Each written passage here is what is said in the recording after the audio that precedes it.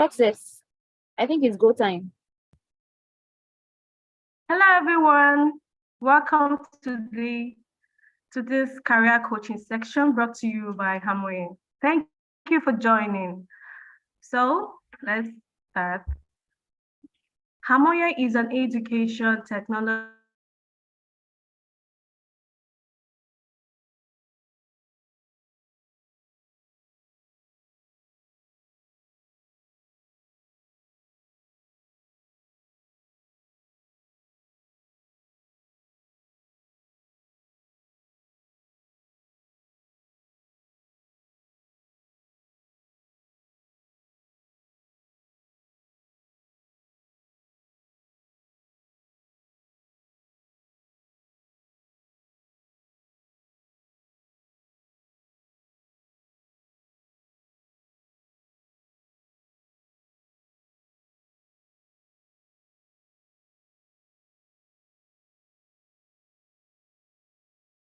Hi, Success. Sorry, we can't hear you. You're quite muted. Can you hear me now? Success.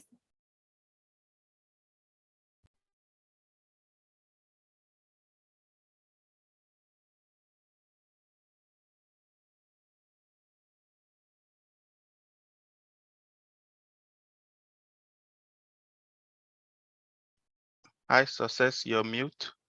We can't hear you.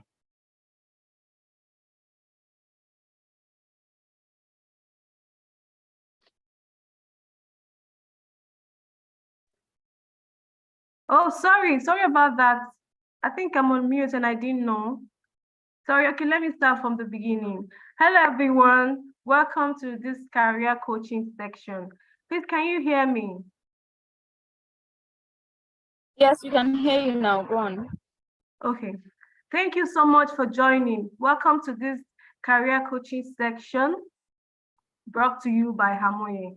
Hamoye is an education technology startup.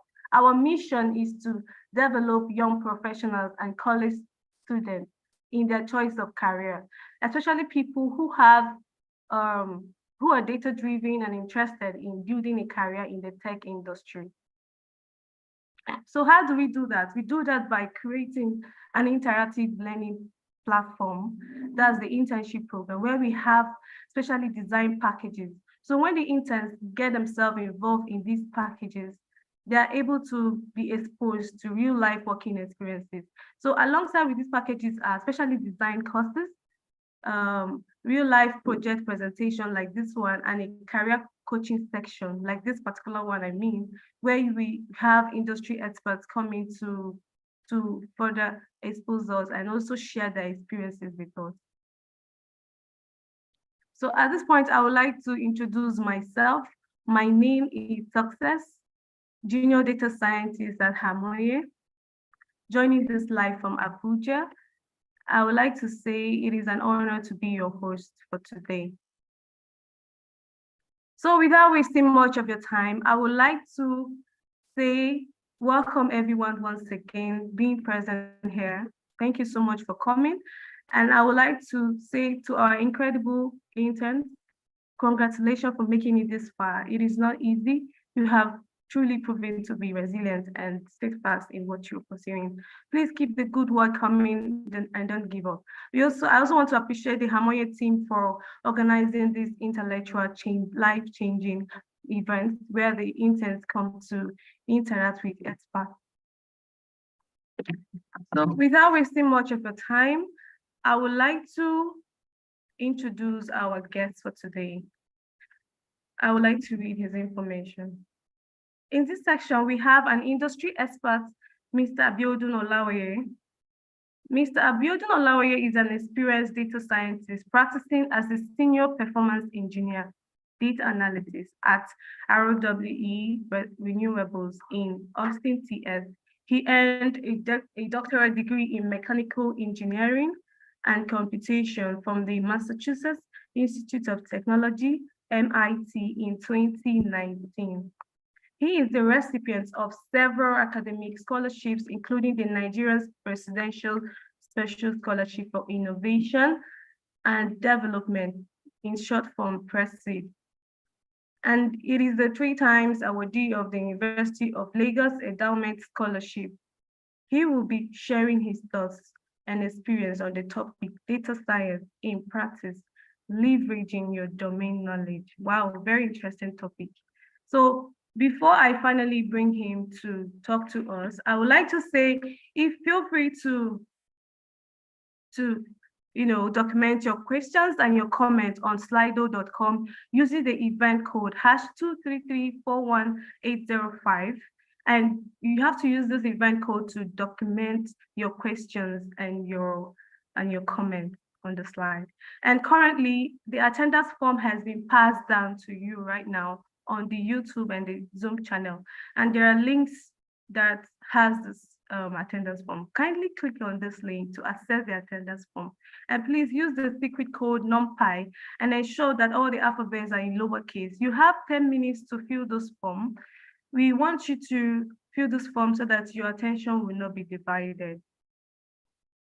So at this point, can we have our honorable guest speaker for today, the person of Dr. Abiodun Olawaye? The platform is yours, sir.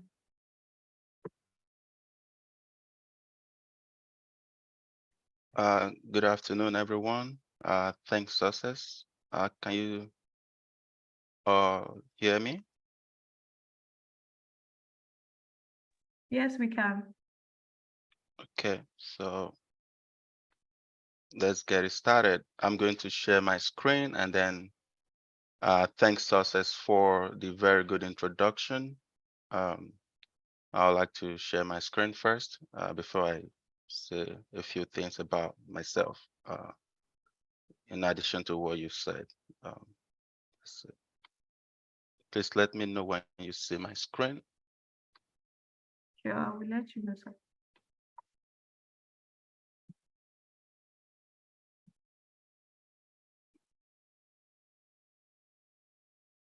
I can see your screen. Okay, great. Then one more second.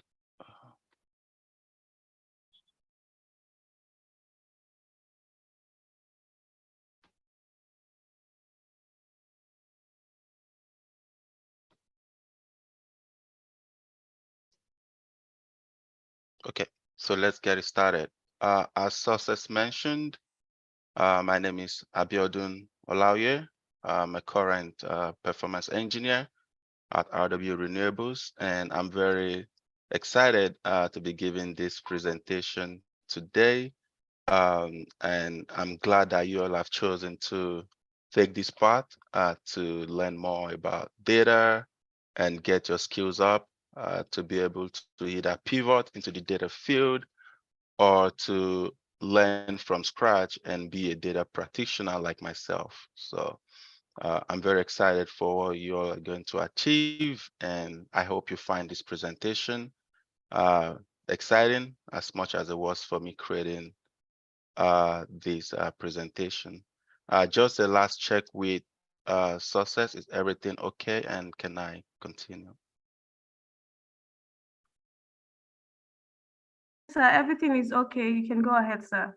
Perfect. Okay, so today's topic is about introducing you all to what data science looks like in practice. And I chose this topic because I thought data science means a lot of things to a lot of people. And in fact, that is the point of introducing domain knowledge in the topic. Could have easily been data science in practice.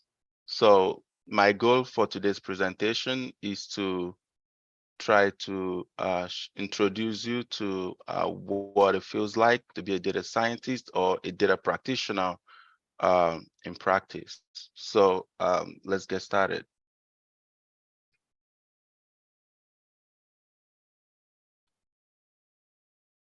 So I would like to start by introducing the topic with a motivation, and that would be in the form of my thoughts and what I think has helped me in my journey as not just a data scientist, but also in general, as a human being, what has helped me in my career. I would like to share some thoughts and kind of motivate this career session in that sense. I would also like to, introduce you to some data science concepts, which I believe is very key to get started in the industry. And then as a practitioner also in the renewable energy space, I would like to also bring in some renewable energy topics and then show how data science and renewable energy meets, and then how there's so many opportunities that can be tapped into in this field. And it's a very new field in terms of the number of people working in this space right now is limited. And if you're interested, you might find, a good opportunity in this space. And I also like to talk about my journey a little bit. For some of you, you might have been where I was, or you are where I was, and you might gain one or two ideas on how to proceed from where you are. So I thought I'll share my journey. And I think the funnest part will be the questions, where I'll be happy to take all your questions, whether related to this presentation or just about, career in data science in general.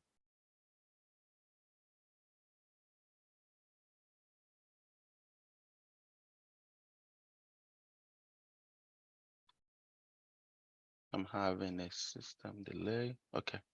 So as a form of motivation, I would like to share with you some ideas that I think has kept me in my journey as a professional.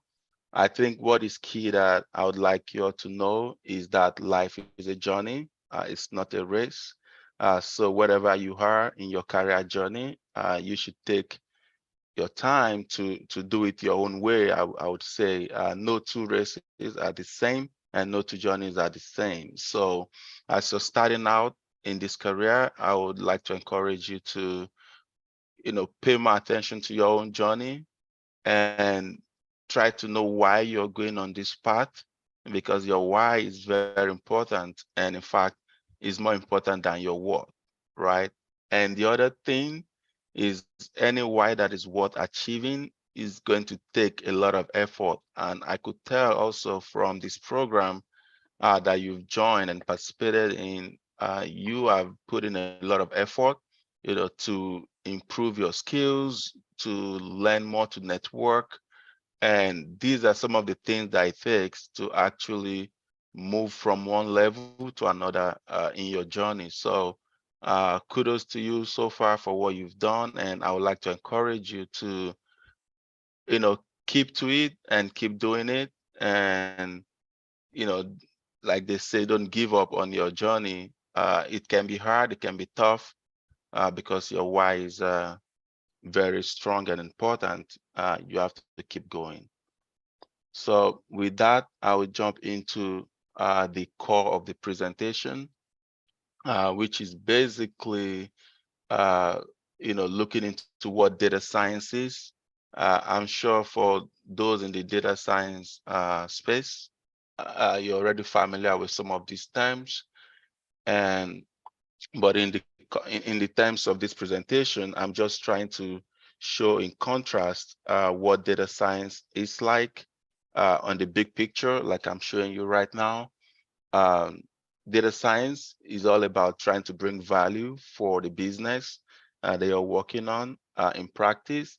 So business understanding is one of the key things that you have to have as a data scientist or a data engineer working to support data scientists and even data analysts. So for you to have a good understanding of the business, you need to have some domain knowledge in that area, right?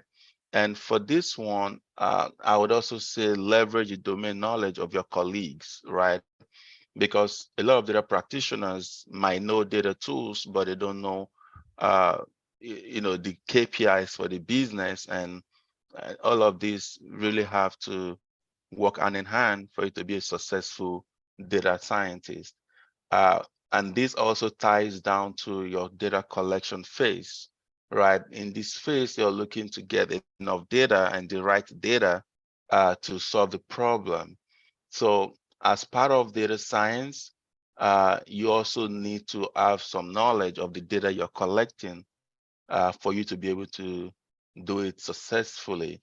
Um, the other part is pre-processing. This aspect of data science is quite challenging, right? And a lot of data scientists have said that they spend more than 60% or 70% of their time processing the data, and that is in real life. But while training, you might be spending less time because the data is pre-cleaned for you, and I will get to more of that in the presentation. Then you have the exploration phase where you want to know more about the data. You want to get insights from the data to better help you in capturing the patterns in the data in the modeling phase. And finally, you have the deployment phase, right? Which is where everything makes sense, where you get value for all the effort you have put into your data science project. And to achieve all of these uh, phases of data science, you use a lot of tools. And from the tools I'm showing on the screen right now, I can say I use about 80% of them, or I've used about 80% of them.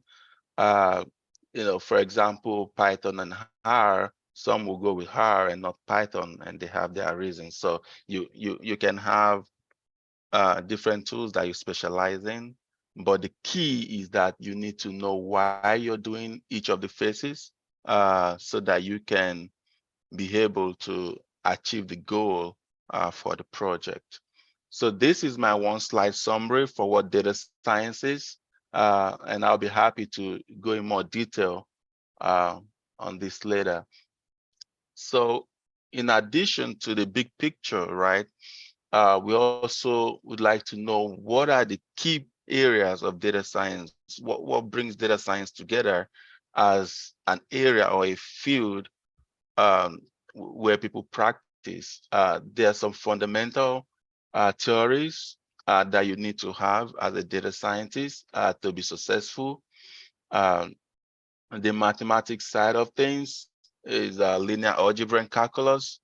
You also would need some statistics and probability, but all of these don't have to be in detail of having a PhD in statistics, for example. It's something that you just need to be comfortable with so that you can be able to extract the best insights from the data. And also data processing is another theory in data science where you transform the data and you mine the data. This aspect is also very heavy on the domain knowledge side. And you have the machine learning part, which comes in when you're trying to capture the patterns in the data. And depending on the area you work in, data science is really huge in terms of the space covered. Some people do some software design also as part of being a data scientist. You can build an app, you can build a front end, but now you're getting into more of software engineering. So these are some of the theories that you can learn in school, you can learn in a training camp like you are. And finally, the domain knowledge, it's where you tie everything together and it all makes sense for the project. So I just went through the theory of data science, right? And you might be wondering how much of this theory is important for me when I get into the industry, when I start working as a data scientist. Well, I try to structure this in terms of the key areas that you work on as a data scientist and try to bring out the challenges of those areas in practice. And we can start with the data, right? The data is the core of everything we're doing. If the data is wrong, or if it's processed wrong, all the analysis, all the infrastructure, all the investment in data science is not going to bring you the right value, right? So the data is key, and in industry, when you're practicing as a data scientist or even a data engineer, the data will not be as easy as you have in toy data sets on Kaggle or any of those challenge platforms, which are great, but in practice, you will realize very quickly that the data is usually unstructured. You can get text data, you can get data that are with a lot of missing values, outliers, and all of those fun stuff. So that's the difference in practice with the data. In terms of modeling, which is the machine learning part, which a lot of people find very exciting, like myself. This area in practice is way more influenced by the business goal than the theoretical accuracy. You can build two models, and the less accurate one might be the one to go with, depending on how robust or explanatory that model is. So there are a lot more considerations in choosing the right model and the approach to take in practice compared to when you're working on a sample data set. Also, in terms of focus, you're trying to be ethical as you build the models. You must have seen or heard about the latest technologies, the chat technologies, the GPTs, and the facial recognition. The applications of some of these technologies might not be the most ethical, right? But these are some of the things you have to have in mind as you become, a professional in the data science space. Also, the process by which you achieve the business goal through data science is also much more collaborative and iterative, right? The phases of data science that I went through is in the last slide is not as linear as it looks. It's actually very iterative. And also you would have, to spend a lot of time, cleaning the data and also working on, very real challenges. And you would need some larger infrastructure to process the data due to the high velocity of some of the real world data. The skills you need, I think this is good news, is pretty much the same. Going from theory or training to real world, you will use pretty much the same tools, and by now you would be more comfortable, working in the industry after you've learned some of these skills in training. So that was my summary for data science. And now I'm going to bring a little bit of renewables into the conversation since I practice as a data expert in the renewable energy industry. And basically, this presentation is just to show you some of the applications of data science in renewable energy industry as a career, which you can also consider. I find the renewables space very interesting. Even from the definition of what renewables are, they are like energy sources that are naturally replenished before you or as you consume them. So this means they are recyclable. It's something like they never end. They just keep, coming after you finish using some storage of the resource. So it's very exciting idea to be using this kind of energy, and it's also good for the planet. So in terms of the major renewable energy sources, I've highlighted four here, and these four I also have the benefits and the challenges. Feel free to ask me more questions about the industry after the presentation. So in terms of solar, this is based on sunshine. It's easy to install. It's very scalable. You can use it across several areas, but the challenge is it's weather dependent, right? In the night, you would have little to no production, but we have storage that can get you through those periods, and you have a lot of optimization that goes into that process. You also have bio, which is where you use agricultural residues and waste to create electricity uh, using some processes that tends to convert the biomass into energy. And this has a challenge of being, a low energy density source. So you need a lot of it to get tangible energy for utility scale, for example.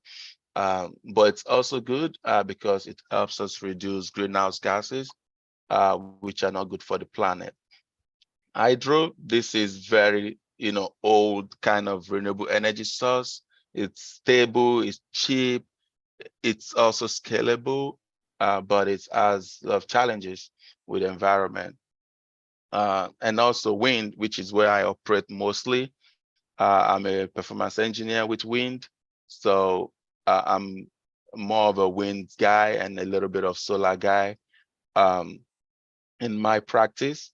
So wind is also scalable and effective in terms of cost, but it's intermittent and can be loud. But these challenges are actually opportunity for data experts to be able to help make predictions. And as you'll see in a few slides later, how data scientists can help with some of these challenges. So let's put some numbers to it.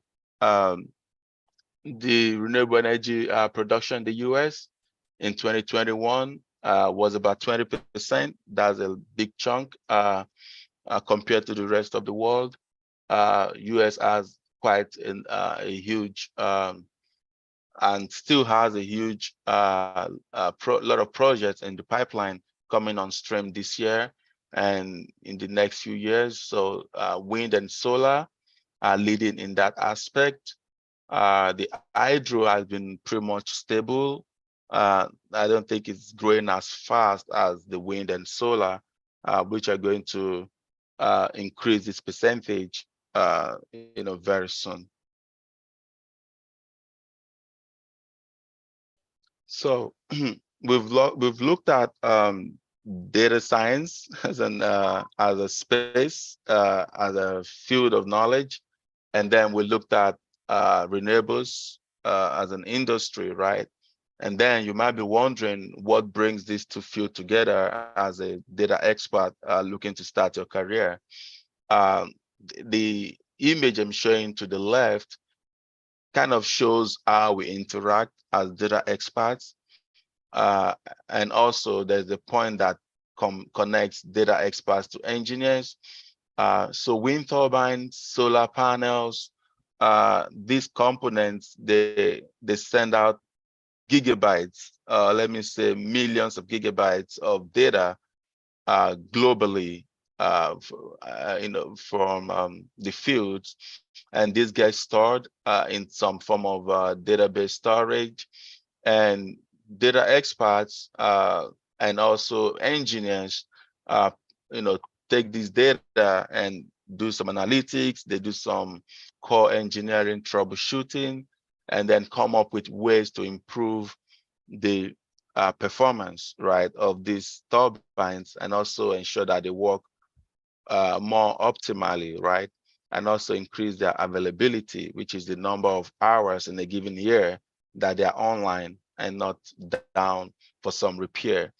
So all of these analytics is only useful if it turns out to be a prescription that a technician can take and implement on the farm. So this is the cycle, and to achieve the optimal performance of your assets, you would need to have some level of maturity in analytics. It starts with being descriptive, knowing at what level your assets are performing, to diagnostics, knowing how your turbines performance are trending over the years. Are they getting better or worse? Predictive, knowing what the energy would be. For example, the amount of energy you can produce given some weather conditions that you're expecting. And this is where a lot of data experts operate in the industry, the predictive side of things. And then the highest level of maturity is prescriptive, where you're trying to find insights that you can implement on site to improve the turbine production overall. So in terms of specific applications, as a data expert going into the industry, you have to be aware of a few areas that your skills can be applicable. So one of those is time series analysis. And personally, I've been doing time series analysis from my, I would say, master's degree, and they never called it data science at the time. It's just time series analysis or signal processing. And I learned a lot of things, while in my program doing time series analysis that ends up being very useful as a data scientist. So I'm able to leverage my knowledge of time series analysis in the past to do, state-of-the-art modeling of time series signals in my current, profession. So try to see as a data expert where your knowledge is strongest and try to bring that into play in data science. The other application is anomaly detection. This is basically identifying, bad data points in your data sets, or you're trying to find issues with the signals. For example, the temperature of a wind turbine bearing might be running higher than the site average, or you might find a model to predict what it should be. And if it's different, you can flag that and save the company some money from a gearbox or bearing that's going to fault. Clustering is a newer application where you want to identify which of your assets, solar panels or wind turbines, have similar characteristics. And clustering has a lot of application across industries. So I would recommend clustering as one of the areas that it's very common, and you can learn a lot, from this field. So we've mentioned 3 different applications of data science in the renewable energy space. And I thought I'll provide a little bit of technical part of it, although this is a career session, I know, but I thought to bring the concept home of what data scientists do in practice. I'll show you real applications of what they do, and that is what this slide is showing. So the kind of time series analysis that you can do in practice will be probably weather forecasting. A lot of the weather forecasting is done using numerical simulation, which is what I really studied in my PhD, a lot of finite element analysis, finite volume analysis. And now there's a lot of machine learning coming to this space to speed up those numerical simulations. You could also do the expected energy estimation. This is also heavy on machine learning modeling. And you need to know how to predict the amount of energy coming out from your wind turbines or your solar panels before you can integrate them with the grid, which is where you get paid, unless you're building off-grid solutions that goes right to the customers through the distribution agents. But you really need to know how much energy you would expect, and also the demand that you would expect for a given time. And these are all time series analysis. The images to the left are some of the projects that I've worked on personally. And if you go to my Medium page, you would find a lot of these projects that I've published in the last few months or years. So the top plot is predicting the amount of energy coming from a wind farm. And the blue line is the forecast. The red dots are what actually happened. And you can see a pretty close match between the prediction and what happened on site. The lower one is a solar farm prediction. But in this case, I was trying to evaluate different machine learning models for predicting the solar output. And we can see here that the random forest is more robust and more consistent, as well as it's quite accurate. In terms of anomaly detection, you get a lot of dirty data from the wind turbines and solar panels. And it's the goal of the data scientist to clean these data sets, right? So you'll be cleaning the data set through filtering, and you would also process the signals to ensure that your sensors are working. You can detect bad sensors through this process. And also you can detect real issues like your turbines about to fail, and you're able to identify that quickly and then fix it before it happens. And finally, on the application side, you have clustering, where we're trying to understand which turbines have similar characteristics. And this is good for backfilling our data in case we have missing data.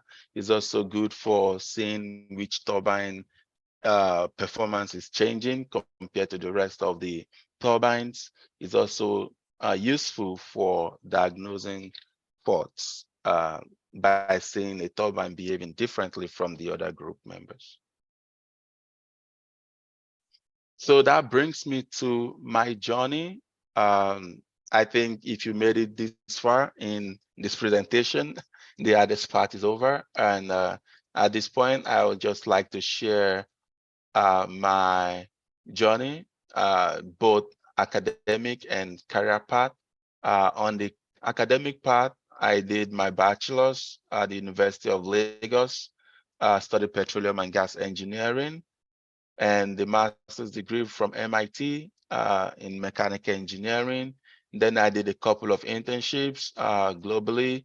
I did some in Southeast Asia, in Europe, and I went back for my doctorate to get a PhD in a double major, mechanical engineering, and also computational science and engineering. So my academic path has covered different areas of engineering, but I was able to leverage my knowledge from one level of degree to the other. For example, fluid dynamics has been something that has cut across all my education. But more importantly, computational methods have been the key to all my study, right from University of Lagos. I've been working on finite element analysis. I had very good advisors that were able to put me on the computational method very early. So this is something that I really appreciate in my journey. So using this computational method, I was able to do a lot of physics and phenomenal studies. And on my career path, after ending the PhD, I started using these computational methods for real world applications as a data scientist with Siemens, and also currently as a senior performance engineer with RWE. I've been writing a lot of articles and publishing those in the last few years. And currently, I also consult on data science topics for different companies in different industries. So this is my journey and how I made it this far. And I'll be happy to take your questions. Thank you for having me.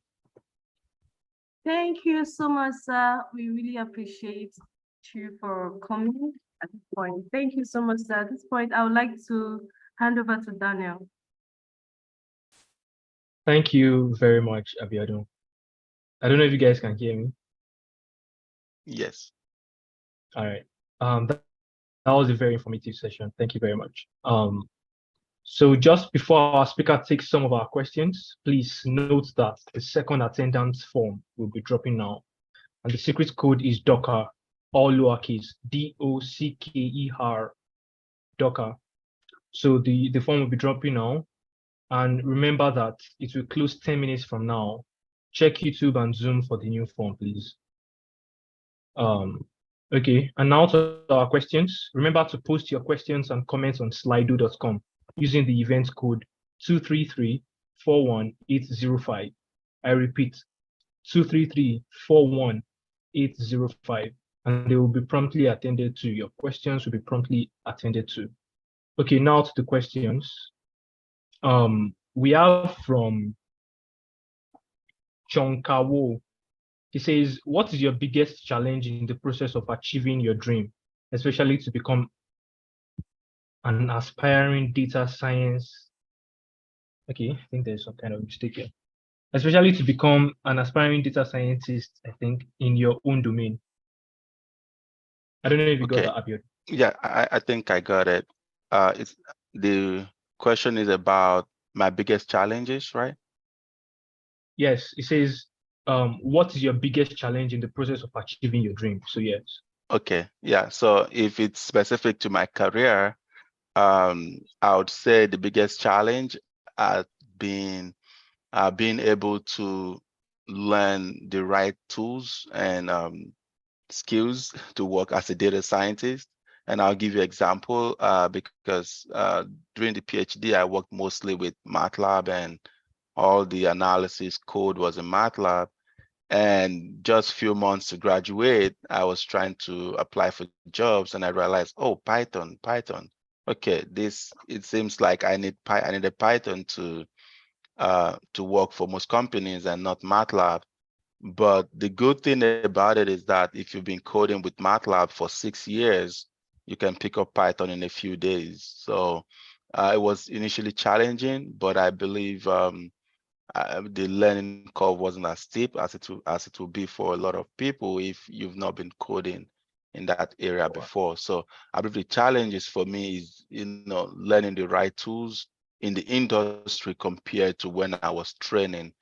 So I would advise that you try to know what tools you'll be using when you get into the industry, and try to learn those tools while you're training to ensure that you don't face as much challenges. All right, thank you very much for that. There's another one. We have, I am an electrical engineer. I am highly interested in renewable energy and data science. I would love to hear from you the opportunities and scholarships available. Yes, so myself, I started as a mechanical engineer or even petroleum engineer before doing my master's in mechanical engineering. So if you already have the engineering background, I'm sure linear algebra and calculus will sound familiar to you. So you already have a few, steps in what you need to be a successful data scientist. So all you need, to move from there is a training camp like the one you are in to get a formal understanding of what data science is.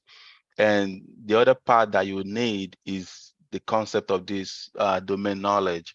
Now you have to leverage your domain knowledge. You have to start from where you are to get to where you want to get to. And what you already know, your domain knowledge from what I'm hearing is electrical engineering. And actually there's some concepts in electrical engineering that ties into renewables a lot, like how you convert your energy from a rotating generator into electricity that converts the blades turning using a gearbox. This combines both mechanical and electrical engineering. So you definitely can get into the renewable space as a core electrical engineer if you want. But if you really want to, do the data aspect of it, you'll be looking at using data to troubleshoot electrical problems. And this will be less of electrical engineering and more of data science, or a good mix of both of them. So in terms of that, I would say start with looking at how you can use machine learning or data science to identify faults in circuit boards. In, I'm not an electrical engineer, but like in any of your electrical components, find a way to, I think anomaly detection will be a good one that will be relevant for your domain. And also in terms of scholarships, there are a lot of scholarships, so many scholarships that you can tap into. If you're looking at masters or PhDs, and there are a lot of also groups that can help you find a scholarship or mentor you through this. One of them is the Bridge Initiative. If you can look it up, you have a team of scholars. I'm also on that team that help people to review their documents, give them advice, mentorship, and all that. So yeah, you can find a lot of scholarship, especially for maybe not for data science master's degree, but for electrical engineering masters, and then you major in data aspect. That can be one area to go about it, to get a scholarship. Thank you very much for that. We are from Muxin Umar. Says, I am an electrical engineer. I am into renewable energy and data science as well. I'll be pleased to get your contact for future, okay, for future reference. I think we can skip that for now. Yeah, he can join my LinkedIn connection if he wants. All right, that's great. Oladejo Iritomiwa says, as a mechanical engineering student, I want to know if there is any meeting point between data science and mechanical engineering. Yes, I just showed you some of them. Everything that I said about data means renewables answers the question. I'm a mechanical engineer myself, but I use data to troubleshoot a lot of the issues we have with our wind turbines. Mechanical engineering is evolving, is going from working from first principle into using advanced technologies like machine learning and AI to, quickly solve problems. So all your equation of motion, everything you know about Navier-Stokes for the fluid mechanics guys, will still work. And in fact, is the bedrock of applying the data science solutions. But yeah, I can also take it offline, if you have specific questions. But time series analysis, anomaly detection, clustering, all of this would help you be a better mechanical engineer in the industry. All right. From Ibrahim Kafayat, we have, which books can you recommend for a starter in data science to groom performance? Books, yeah, there are a lot of books that you can read. But for a start, I believe, yeah, I usually don't, use, the, how do I call it, the ad cover books these days. I just use PDFs. So any introductory book in data science, to be honest, would cover what you need. But I've seen a lot of books from, is it O'Reilly's editorials? They have some really good books coming from industry practitioner. So if I could add something, it would be, if you're interested in going into health data science, for example, try to get a data science intro book that is written by someone in the health field so that you can get a lot of examples of how data science is applicable to that field. If you're a mechanical engineer, try to find one that is written by someone that is practicing, either in that field or a related field, so that I can get a lot of examples. But in terms of books, I would say pretty much an introductory level book would get you started. But more importantly, you can use Udemy or any of these, online courses, which I also took. There's one Python for data science, which is really good to get started. All right. Ojuchono Godian says, Sir, how is data science applicable to mechanical engineering / automotive engineering? I think this is a repetition. Okay, so in terms of automotive, it depends, right? There are a lot of the automotive industry applications that rely heavily. So in terms of solving problems in practice, even in the academia, you have two approaches, right? You have the first principle, which leads you to the physics-based solutions. Then you have the data-driven solutions, which are like the machine learning and data science, right? The state of the art now is finding an intersection between these two, perspectives, right? So looking into the automotive industry, if you're trying to predict crash or you're trying to predict the stress or whatever happens during a crash, you can combine some of those first principle knowledge of stress and strain with your machine learning algorithms. For example, one way I've seen people do this is develop like a loss function for their models that incorporates the principles of physics right into that. So you call it a physics guided neural network, for example. That is a state of the art that I've seen in applying data science to engineering, and that's in general. Thank you. Tolu Animation says, what are your thoughts on the demand for data scientists in the job market today? Has there been an increase or a decrease? Yeah, I How think. important? Okay, go ahead. Okay. Question continues. It says, how important is the knowledge of SQL in securing a job as a data scientist? Okay, so let's take the first Yeah. part. Says about the need for data scientists, right? Yes. Yeah, I think the need for data scientists, the job opportunities are a lot, and they're still growing, right? And the reason is that new companies, smaller companies, they all need data scientists, just as the bigger companies do. So in fact, I see in the coming years, every company would definitely have a data scientist, or at least have a contract data scientist that they work with on part-time. So there's a lot of opportunities to be a data scientist in practice. Yeah, you just have, you might want to be a general data scientist or a specialized data scientist, but I see a lot of opportunities coming and still available out there. For SQL, I think SQL is very important as a data scientist and as a mechanical engineer.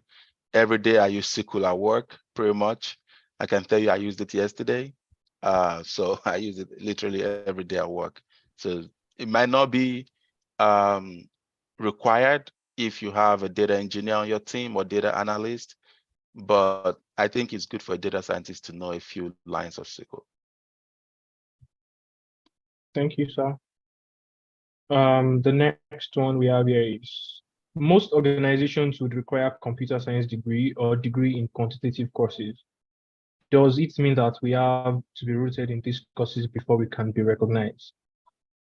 No. So you don't have to apply to, jobs that are unrealistic in their demands, right? There are a lot of opportunities for you as a data scientist. And I should also share that even bigger opportunities are available for you as a freelance data scientist. And I've seen a lot of Nigerians just getting aware of these opportunities like Fiverr, Upwork. I think, while you're applying for the formal jobs, the companies also try to set up a good profile, a portfolio of sample projects, and create a profile on Upwork or in Fiverr or on any of these platforms, and try to, practice, just work on projects. And I believe you don't have to have, a degree, a PhD, or a master's in data science to be able to be a data scientist. You might need a PhD in electrical engineering or mechanical engineering to apply data science in those fields. But in terms of being a general data scientist, working on data, you can get through it by learning the key tools and knowing the processes like we just described. That's great. We have another one that says, I am doing a thesis on calculating carbon footprint in a wind turbine.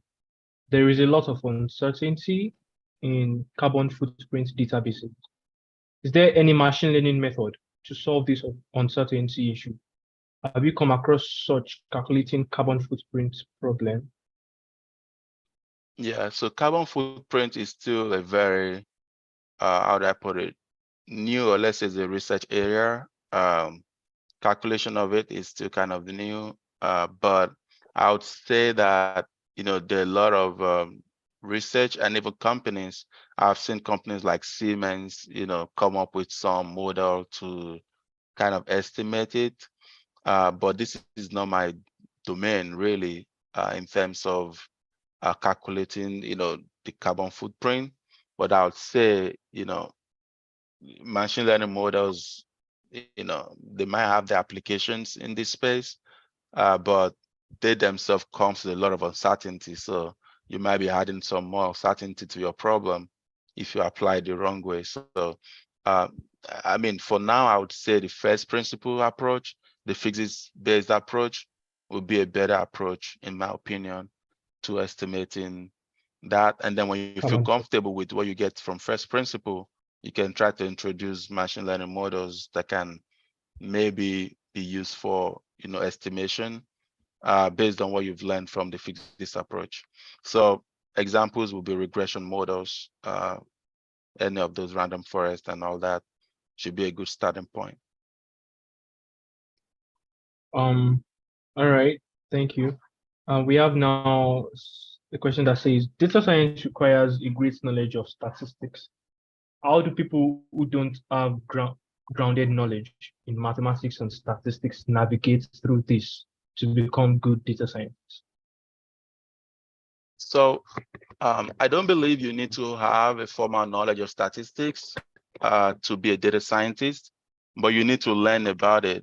And it depends on the area of data science you want to specialize in. A lot of people specialize in, just the core processes of data science, just, getting the data, processing it.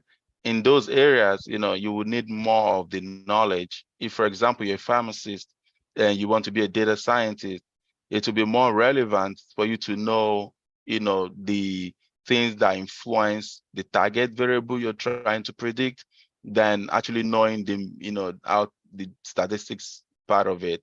But it's good to know the statistics part of it, because that's how you identify, oh, this data is skewed, this data has some, imbalance, and all of those other measures that you can use to know your data better. So for me, I see data statistics as, how you get more familiar with the data, and it's good, it's a nice to have, but the domain knowledge is the most important for me. Followed by, having a good handle of the tools that you need, like Python, like JupyterLab and all that. All right, thank you. I think that's the last one in the list that I am going through right now. So, Success, are you there? Yeah. Okay. Okay. Thank you so much, Daniel. We have come to the end of today's webinar. I want to especially thank Dr. Abiodun Olaoye for taking the time to educate us today on today's section. Thank you so much, sir. We really appreciate your presence, and every second of this section totally worth it. Thank you so much, sir, for gracing us with your presence. We truly appreciate you. I also want to thank our incredible champions, the interns, and the visitors for joining us today. I'm certain you have gained some valuable insight and knowledge. Thank you so much. I also want to say a big thank you to Harmonia team and everyone who made this particular webinar a success, for putting this wonderful event together. We appreciate you. Thank you so much, the Hamoye team. For now, in the absence of everything, let's just call it a weekend. Do have a lovely weekend. Thank you. Thank you, everyone. Thanks for having me. Thanks to the Amoye team. It's nice doing this with you. Yeah.